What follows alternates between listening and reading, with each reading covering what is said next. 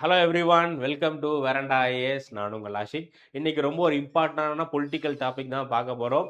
நம்ம central government Lok Sabha சீட்டை increase பண்ண போகிறதா சொல்கிறாங்க. எதுக்காக இன்க்ரீஸ் பண்ண போகிறாங்க? அப்படி இன்க்ரீஸ் பண்ணுறாங்க அப்படின்னா அதனால தமிழ்நாடு மாதிரியான சதர்ன் ஸ்டேட்டுக்கு எதுவும் பாதிப்பு இருக்கா, இல்லை பெனிஃபிட் இருக்கா அப்படிங்கிறத நம்ம பார்க்க போகிறோம். ஸோ நம்ம வெரண்டா ஐஏஎஸ் சேனல் நீங்கள் சப்ஸ்கிரைப் பண்ணல அப்படின்னா சப்ஸ்கிரைப் பண்ணிடுங்க. டெய்லியும் நம்ம வெரண்டா ஐஏஎஸ்ல ஒரு 10 to 12 மினிட்ஸில் இன்டர்நேஷ்னல்லேருந்து நேஷனல் லெவலில் நடக்கக்கூடிய முக்கியமான டாபிக்ஸ் வந்து பார்த்துட்டு இருக்கோம். நம்ம பார்க்குறது எல்லாமே ரொம்ப ரொம்ப இம்பார்ட்டண்டான டாபிக். நீங்கள் காமன் மேனாக இருந்தாலும் சரி, இல்லை காம்படிட்டிவ் எக்ஸாம் ப்ரிப்பேர் பண்ணுற ஆஸ்பிரண்டாக இருந்தாலும் சரி, இந்த டாபிக் ரொம்ப முக்கியம். அதனால நம்ம சேனலை சப்ஸ்கிரைப் பண்ணி ஒரு லைக்கை தட்டி விட்டுருங்க. ஸோ இப்போ என்ன நியூஸ் அப்படின்னா, நம்ம சென்ட்ரல் கவர்மெண்ட் 2023ல ஒரு முக்கியமான மசோதா வந்து கொண்டு வந்திருந்தாங்க. என்ன மசோதா அப்படின்னா, நாரி சக்தி வந்தன் அதிநியாயம் உமன் ரிசர்வேஷன் ஆக்ட் 2023 அப்படிங்கிற பெண்களுக்கு லோக்சபால அதே மாதிரி மாநில சட்டசபையில 33% இடஒதுக்கீடு, 33% ரிசர்வேஷன் கொண்டு வரதுக்காக இந்த பில்லு கொண்டு வந்திருந்தாங்க. இப்ப என்ன சொல்றாங்க அப்படின்னா, இந்த பில்லை நடைமுறைப்படுத்துறதுக்காக லோக்சபா சீட்டை இன்க்ரீஸ் பண்ண போறதா சொல்றாங்க. ஓகேங்களா? இப்ப கரண்ட்ல லோக்சபா சீட் அப்படிங்கிறது 543 இருக்கு, 543 இருக்கு. 543 கிட்டத்தட்ட டபுள் 50% இன்க்ரீஸ் வந்து பண்ண போறாங்க. ஸோ 543ல இருந்து 816 816 இன்க்ரீஸ் பண்ண போறாங்க.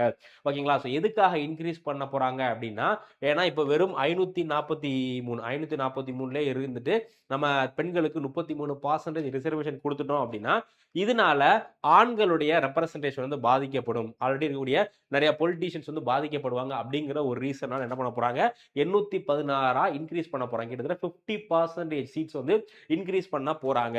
ஓகேங்களா? ஸோ அப்போ எவ்வளோ வரப்போகுது அப்படின்னா, இந்த 816 சீட்ஸ்ல 273 சீட் வந்து பெண்களுக்கு கொடுக்கலாம். ஓகேங்களா? 273 பெண்களுக்கு, பேலன்ஸ் இருக்கக்கூடிய ஒரு 500 சில்லற சீட் வந்து ஆண்களுக்கு அப்படிங்கிற மாதிரி கொண்டு வர போறாங்க. ஸோ இதுக்கு ஒரு மிகப்பெரிய பொலிட்டிக்கல் சேலஞ்ச் இருக்கு. அது என்ன அப்படிங்கிறத வந்து பார்க்கலாம். ஓகேங்களா? இப்போ வந்து 216 இன்க்ரீஸ் பண்றாங்க அப்படின்னா, இதுல இப்போ கரண்ட்ல இருக்கக்கூடிய சூழ்நிலையில இந்த 816 சீட் இன்க்ரீஸ் பண்றாங்க அப்படின்னா, இதுல அதிகமான சீட் யாருக்கு போறதுக்கு வாய்ப்பு இருக்குன்னா, நார்த்தன் ஸ்டேட்ஸ்க்கு, நார்த் இந்தியாவில் இருக்கக்கூடிய யூபி, பீகார், சத்தீஸ்கர், ஜார்க்கண்ட் இந்த மாதிரி ஸ்டேட்ஸ்க்கு தான் போறதுக்கு வாய்ப்பு இருக்கு. தமிழ்நாடு மாதிரியான சதர்ன் ஸ்டேட்ஸ்க்கு வந்து தமிழ்நாடு, ஆந்திரா, கர்நாடகா, கேரளாக்கெல்லாம் சீட் கம்மியாகிறதுக்கு வாய்ப்பு இருக்கு அப்படிங்கிற மாதிரி நிறைய சவுத் இந்தியாவுடைய பொலிட்டீஷியன்ஸ் இதை அப்போஸ் வந்து பண்றாங்க. ஸோ இப்போ இதை இன்க்ரீஸ் பண்றதுக்கான முக்கியமான காரணம் இந்த ரிசர்வேஷன் நடைமுறைப்படுத்துறதுக்காக தான் இதை இன்க்ரீஸ் பண்ண போறாங்க. இதுல ஒரு முக்கியமான சேலஞ்ச் என்ன அப்படின்னா, நம்ம கான்ஸ்டிடியூஷன்ல ஆர்டிகிள் 81ல 1 person 1 vote 1 value, ஒரு 1 person 1 vote 1 value அப்படிங்கிற ஒரு முக்கியமான கான்செப்ட் இருக்கு. ஸோ ஆர்டிகிள் 81 கிளாஸ் 2 கிளாஸ் ஏ என்ன சொல்றாங்க அப்படின்னா, the ratio between the number of Lok Sabha seat allocated to the state and its population must be so far as practical as same for all state. For example, இப்போ தமிழ்நாடு ஒரு எக்ஸாம்பிளுக்கு சொல்றேன். நம்ம parliament என்ன முடிவு பண்ணிருக்காங்க அப்படின்னா, 1 லட்சம், ஸோ 1 lakh பாப்புலேஷனுக்கு நம்ம ஒரு கான்ஸ்டிடியூன்சி, 1 லட்சம் பாப்புலேஷனுக்கு ஒரு கான்ஸ்டிடியூன்சி அப்படிங்கிற முடிவு பண்ணிருக்காங்க. இப்போ ஸ்டேட் ஏ அப்படிங்கிற ஸ்டேட் ஏல வந்து பாத்தீங்க அப்படின்னா ஒரு 6 lakh பாப்புலேஷன் இருக்காங்க. அதே மாதிரி ஸ்டேட் பில ஒரு 15 லட்சம் பாப்புலேஷன் இருக்காங்க அப்படின்னு வச்சுக்கோங்க. ஸ்டேட் சில ஒரு 3 லட்சம் பாப்புலேஷன் தான் இருக்காங்க. அப்போ இந்த கவர்மெண்டோட இந்த ரூல் படி ஸ்டேட் ஏக்கு எத்தனை கான்ஸ்டிடியூன்சி, எத்தனை தொகுதி கிடைக்கும்? மொத்தம் ஒரு 6 தொகுதி கிடைக்கும். இங்க வந்து ஒரு 15 தொகுதி கிடைக்கும். அதே மாதிரி வந்து பாத்தீங்க அப்படின்னா ஸ்டேட் சில 3 லட்சம் அப்படின்னு இருக்கறனால 3 சீட்டு மட்டும் தான் கிடைக்கும். ஸோ இதுதான் என்ன சொல்றாங்க அப்படின்னா, பாப்புலேஷன் இது வந்து எக்ஸாக்டா இப்போ இந்த ஃபார் எக்ஸாம்பிள் ஒரு இதுல 15.5 இருந்தாலும் பரவாயில்ல, எக்ஸாக்டா 1 லட்சம்னா எல்லாத்தையும் நம்ம எக்ஸாக்டா மெஷர் பண்ண முடியாது இல்லையா? அப்ராக்சிமேட்டா 1 லட்சம் பாப்புலேஷனுக்கு ஒரு கான்ஸ்டிடியூன்சி அப்படின்னு முடிவு பண்ணிட்டாங்கன்னா இந்த மாதிரி தான் வரும். ஓகேங்களா? அந்த ஸ்டேட் வந்து எவ்வளவு பெருசா இருந்தாலும் சரி, எவ்வளவு சிறுசா இருந்தாலும் சரி, அது பிரச்சனை கிடையாது. அந்த ஸ்டேட்ல எவ்வளவு மக்கள் இருக்காங்க அப்படிங்கறதா மேட்டர். ஸோ அதுக்கு பேர் தான் என்ன அப்படின்னா 1 person 1 value 1 vote. கான்ஸ்டிடியூஷன்ல 81 clause 2 class என்ன சொல்றாங்க, ஸ்டேட்டுக்கு அலாட் பண்ணக்கூடிய சீட்ஸ் அப்படிங்கிறது அந்த ஸ்டேட்டுடைய பாப்புலேஷன். ஒரு ஸ்டேட்ல 10 லட்சம் அப்படின்னா 10 சீட் கொடுங்க, 15 லட்சம்னா 15 சீட் கொடுங்க. ஏன்? அந்த ஸ்டேட்ல பாப்புலேஷன் அதிகமா இருக்கு. இன்னொரு ஸ்டேட்ல 3 லட்சம் தான் இருக்கு அப்படின்னா 3 சீட் மட்டும் போதும். ஏன்?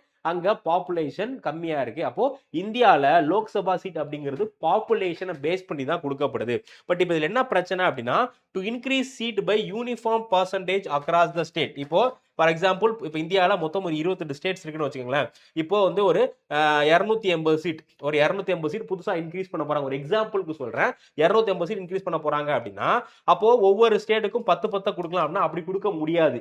ஏன் அப்படின்னா பாப்புலேஷன் அதிகமா இருக்க சீட்டுக்கு, அதிகமா இருக்கக்கூடிய ஸ்டேட்டுக்கு அதிக சீட் போகணும், கம்மியா இருக்கக்கூடிய ஸ்டேட்டுக்கு கம்மியா இருக்கக்கூடிய சீட் போகணும். இப்போ கவர்மெண்ட் வந்து to increase the uniform percentage across the state without altering the existing proportionality, ensuring. இப்போ ஃபார் எக்ஸாம்பிள் இப்போ கரண்ட்ல இருக்க மாதிரி, இப்போ கரண்ட்ல இந்த ப்ரொவிஷன் படி நம்ம இது பண்ணோம் அப்படின்னா என்ன பிரச்சனை? இப்போ 2011 பாப்புலேஷன் படி சதர்ன் ஸ்டேட்ல பாப்புலேஷன் கம்மியாகுது. தமிழ்நாடு, ஆந்திரா, கேரளா இந்த மாதிரி நம்ம சதர்ன் ஸ்டேட்ல நம்ம டெவலப் ஆயிட்டோம். நம்ம 1980களிலேயே பாப்புலேஷனை கண்ட்ரோல் பண்றதுக்கு நிறைய மெஷர்ஸ் எடுத்ததுனால நம்ம ஸ்டேட்ஸ்லாம் பாப்புலேஷன் ஓரளவுக்கு கம்மியா இருக்கு. ஆனா நார்த்தன் ஸ்டேட்ஸ்ல பாவர்ட்டி அதிகமா இருக்கு. கவர்மெண்ட் வந்து பாப்புலேஷனை கண்ட்ரோல் பண்றதுக்கு எந்த விஷயங்களும் பண்ணாதனால அங்கெல்லாம் பாப்புலேஷன் ரொம்ப அதிகமா இருக்கு. அப்போ இந்த நடைமுறை கொண்டு வந்தாங்க. இந்த ஆர்டிகிள் 81 கிளாஸ் 2 கிளாஸ் ஏல இருக்கிறபடி நடைமுறைப்படுத்துறாங்க அப்படின்னா இதனால எக்ஸ்ட்ரா சீட் யாருக்கு கிடைக்கும்? இந்த 280 சீட்ஸ்ல ஒரு அந்த 280 சீட்ஸ்ல ஒரு 200 சீட்டு கிட்ட யாருக்கு போயிடும்? நார்த்தன் ஸ்டேட்டுக்கு போயிடும். பேலன்ஸ் இருக்கக்கூடிய ஒரு எக்ஸாம்பிளுக்கு சொல்றேன், பேலன்ஸ் இருக்கக்கூடிய 80 சீட் தான் சதர்ன் ஸ்டேட்டுக்கு வரும். இல்ல கவர்மெண்ட் வந்து யூனிஃபார்மா அந்த 280 சீட்டை 10 எல்லாத்துக்கும் பிரிச்சு கொடுக்கணும்னு நினைக்கிறாங்க அப்படின்னா அப்படி பண்ண முடியாது. ஏன் அப்படின்னா uniform percentage across state without altering the existing proportionality, the government must use 2011 census data. However, article 81 currently ties this calculation to latest preceding data. So government என்ன சொல்றாங்க அப்படின்னு பாத்தீங்கன்னா இந்த இதை இது பண்றதுக்கு இப்போ கரண்ட்ல இந்தியாவை பொறுத்தவரை நம்ம இந்த சீட்ஸ்லாம் அலோகேட் பண்றதுக்கு 1976 டேட்டா தான் யூஸ் பண்ணிக்கிட்டு இருக்கோம். ஏன்னா 1976ல பாப்புலேஷன் அப்படிங்கிறது எல்லா ஸ்டேட்ஸ்க்கும் ஒரே மாதிரி இருந்தது. 1976க்கு அப்புறம் தான் சதர்ன் ஸ்டேட்டுடைய பாப்புலேஷன் கம்மியாக ஆரம்பிச்சு. ஸோ அப்போ இந்த மாதிரி பண்றதுனால என்ன ஆக போகுது அப்படின்னா இப்போ சதர்ன் ஸ்டேட்டுக்கு கவர்மெண்டால எந்த ஃபேவரும் பண்ண முடியாது. ஏன்னா இந்த ப்ரொசீஜர் ஃபாலோ பண்ணும்போது இன்க்ரீஸ் பார்லிமெண்ட் சீட் இன்க்ரீஸ் பண்றாங்க, லோக்சபா சீட் இன்க்ரீஸ் பண்றாங்க அப்படின்னா அதுல அதிகமான சீட் யாருக்கு தான் கொடுத்தாகணும்? நார்த்தன் ஸ்டேட்டுக்கு தான் கொடுத்து ஆகணும். ஓகேங்களா? சப்போஸ் கவர்மெண்ட் அதெல்லாம் வேணாம், நாங்க சதர்ன் ஸ்டேட்டுக்கும் ஈக்குவலா கொடுக்குறோம் அப்படின்னா நார்த்தன் ஸ்டேட் எல்லாமே கோர்ட்ல போய் கேஸ் போடுறாங்க அப்படிங்கிற பட்சத்துல அது நார்த்தன் ஸ்டேட்டுக்கு தான் ஃபேவரா இருக்கும் அப்படிங்கிற மாதிரி ஒரு சொல்றாங்க. ஸோ அதுக்கப்புறமா நம்ம பார்த்தோம் இல்லையா, ஸோ 2 கான்ஸ்டிடியூன்சியல் அமெண்ட்மெண்ட் 1976ல, அதுக்கப்புறம் 2001ல அமெண்ட்மெண்ட் பண்ணி என்ன பண்ணாங்க அப்படின்னா 2026 வரை, இப்போ 2026 வரை என்னதான் பண்ணணும்? 1971 பாப்புலேஷன் படி, 1971 பாப்புலேஷன் படி தான் லோக்சபா சீட்ஸை அலோகேட் பண்ணணும் அப்படிங்கிற மாதிரி ஃப்ரீஸ் பண்ணிட்டாங்க. ஸோ அதனால 2026 வரை நம்ம 1971 சென்செக்ஸ் தான் இது பண்றோம். பட் 2026க்கு அப்புறம் தான் நம்ம என்ன பண்றோம்? அடுத்த டீலிமிட்டேஷன்ல தான் வந்து நம்ம அடுத்த சென்செக்ஸ் 2027 சென்செக்ஸோ இல்ல லேட்டஸ்ட் வந்து நமக்கு 2011 சென்செக்ஸ் தான் அவைலபிளா இருக்கும். அதை வந்து நம்ம எடுக்க போறோம். ஸோ 2011 சென்செக்ஸ் படி பாத்தீங்க அப்படின்னா நார்த்தன் ஸ்டேட்ல பாப்புலேஷன் அதிகமா இருக்கு, சதர்ன் ஸ்டேட்ல பாப்புலேஷன் கம்மியா இருக்கு. இப்போ என்னன்னா government proposal to conduct delimitation based on 2011 census record either amending article 81 82 lift the froze before 2026, amending the women reservation act which currently link the implementation of reservation to delimitation exercise after the census figure of 2026. இப்போ இதுல என்ன சொல்றாங்க அப்படின்னா இப்போ government வந்து இந்த இதை நடைமுறைப்படுத்துறப்போ ரெண்டு விஷயம் பண்றதா இருக்கு. ஒன்னு என்ன அப்படின்னா இந்த ஆக்ட்ல என்ன சொல்லியிருக்காங்க, 2026க்கு அப்புறம் நடத்தக்கூடிய சென்செக்ஸ் படி தான் இந்த ரிசர்வேஷன் நடைமுறைப்படுத்தணும் அப்படிங்கிற மாதிரி சொல்லிட்டாங்க. அப்போ கவர்மெண்ட் வந்து 2011 சென்செக்ஸ் யூஸ் பண்ணும்போது ஒன்னு என்ன பண்ணணும், இந்த ரிசர்வேஷன் இந்த பில் இருக்கு இல்லையா, உமன் ரிசர்வேஷன் பில், அதுல ஒரு சில சேஞ்சஸ் கொண்டு வரணும். அப்படி இல்லை அப்படின்னா ஆர்டிகல் 81ஐயும் 82ஐயும் அமெண்ட்மெண்ட் பண்ணி இந்த 2026ல கொண்டு வந்திருக்க வர இருக்கக்கூடிய இந்த ஃப்ரீஸை முன்னாடியே கவர்மெண்ட் வந்து இது பண்ணணும். ஓகேங்களா? ஸோ இப்போ the issue of Lok Sabha strength currently வந்து 81 class A 81 class A class 1 class A வந்து limit the maximum strength of Lok Sabha seat to 550 member. இப்போ கரண்ட்ல வந்து பாத்தீங்க அப்படின்னா 550 சீட் தான் இருக்கு. இப்போ சப்போஸ் இந்த கவர்மெண்ட் நடைமுறைப்படுத்தணும் அப்படின்னா அதுக்கு முதல் கட்டமாக ஆர்டிகல் 81 கிளாஸ் 1 கிளாஸ் ஏ கவர்மெண்ட் நடைமுறைப்படுத்தணும், அமெண்ட்மெண்ட் பண்ணணும். ஏன் அப்படின்னா அதுல தான் என்ன சொல்லியிருக்காங்க, லோக்சபாவுடைய மேக்ஸிமம் சீட் அப்படிங்கிறது 550 அப்படிங்கிற மாதிரி சொல்லியிருக்காங்க. ஓகேங்களா? பட் இப்போ இதை வந்து 860 மாத்தணும் அப்படின்னா கவர்மெண்ட் கண்டிப்பா இந்த 550 அப்படிங்கிற இடத்த அடிச்சுட்டு இதை 860 அப்படிங்கிற மாதிரி வந்து மாத்தணும்.